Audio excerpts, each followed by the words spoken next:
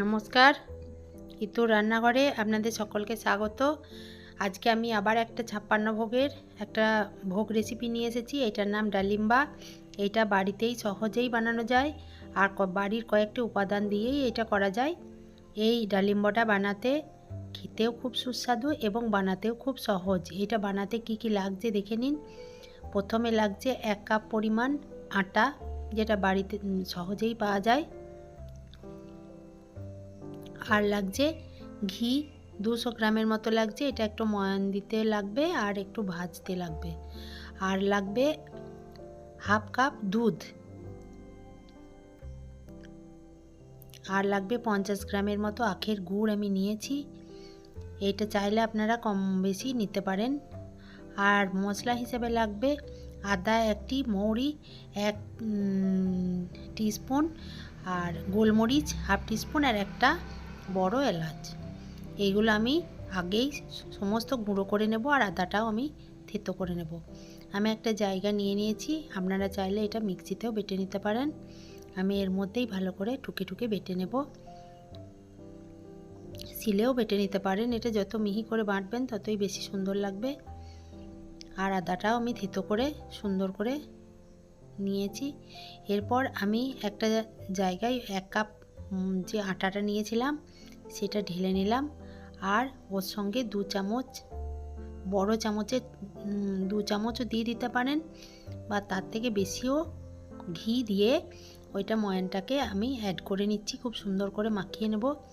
মাখিয়ে নেওয়ার পর দেখব যতক্ষণ না পর্যন্ত ভালোভাবে মাখানো হয়েছে কিনা সেটা আমি একটা মণ্ড করে দেখব। যে খুব সুন্দর মাখানো হয়ে গেলে এইরকম মণ্ড হবে এবং এটা সহজেই ভেঙে যাবে। তাহলে বুঝবেন যে আপনার ঘি দিয়ে মাখানোটা হয়ে গেছে।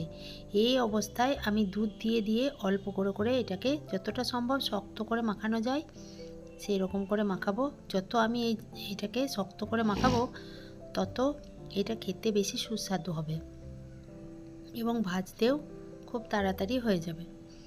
এটা আমি মাখিয়ে নিয়েছি। কত সুন্দর হয়ে গেছে আমার লেচিটা। এরপর আমি হাতে ঘি দিয়ে এটাকে আমি গোল গোল করে বলের মতো করে নিচ্ছি। আপনারা চাইলে ছোট বা আরও নানা রকম শেপেরও করতে পারেন। আমি ছোট ছোট করে সবগুলোকে সাজিয়ে নিয়েছি। এরপর আমি গ্যাসের মধ্যে একটা তাওয়া চাপিয়ে ঘিটাকে গলিয়ে রেখেছিলাম সেই ঘিটাকে দিয়ে দিলাম। আরও একটুখানি ঘি দিতে হবে যাতে ডুবো তেলে ভাজা হয়। এর মধ্যে আমি আরও 4 চামচ ঘি ওর সঙ্গে অ্যাড করে দিলাম। তেলটা খুব গরম হলে হবে না, একটু হালকা গরম হলেই এগুলো দিয়ে দিতে হবে এবং বারবার নাড়াচাড়া করতে হবে যাতে ভিতরটা এবং বাইরেটা দুটোই খুব সুন্দর করে ভাজা হয়ে যায়।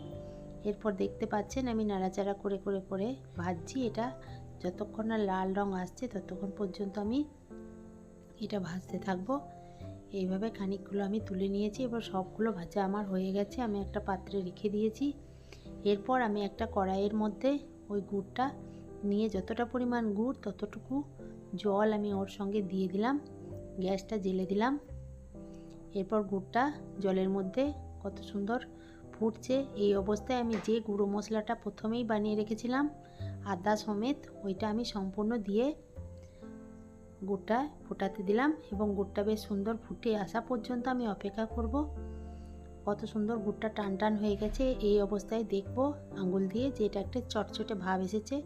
এই অবস্থায় আমি ওই যে গোল বলগুলো তৈরি করে রেখেছিলাম সেই বলগুলো দিয়ে বারবার নাড়াচাড়া করতে থাকবো যাতে করে ওই যে গুড়টা বলের উপরের গায়ের মধ্যে যেন একটা আস্তরণ পড়ে যায়।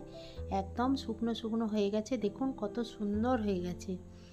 এইভাবে আপনারা বাড়িতে আপনাদের উপাস্য দেবতাকে আপনারা ভোগ নিবেদন করতে পারেন। আমি আমার গোপালকে এটা ভোগ নিবেদন করলাম এবং এটা বাড়িতে বানাবেন। বানিয়ে কেমন লাগলো অবশ্যই কমেন্টে জানাবেন এবং আমার ভিডিওটি ভালো লাগলে অবশ্যই সাবস্ক্রাইব করবেন।